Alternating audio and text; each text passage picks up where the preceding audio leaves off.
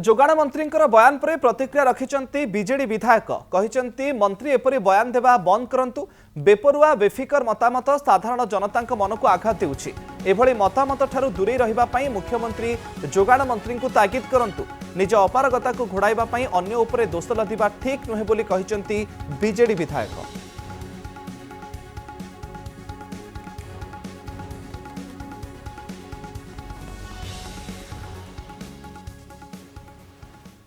गोटे निर्वाचित सरकार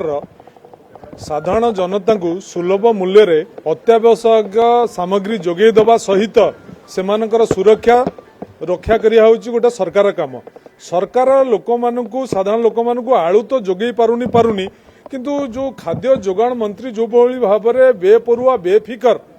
मतामत दौचंती सेति पई लोकंकु भारी कष्ट होची आमकु मध्ये कष्ट होची। मु अनुरोध करिवि मान्यवर खाद्य जोगाण मंत्री की से ए प्रकार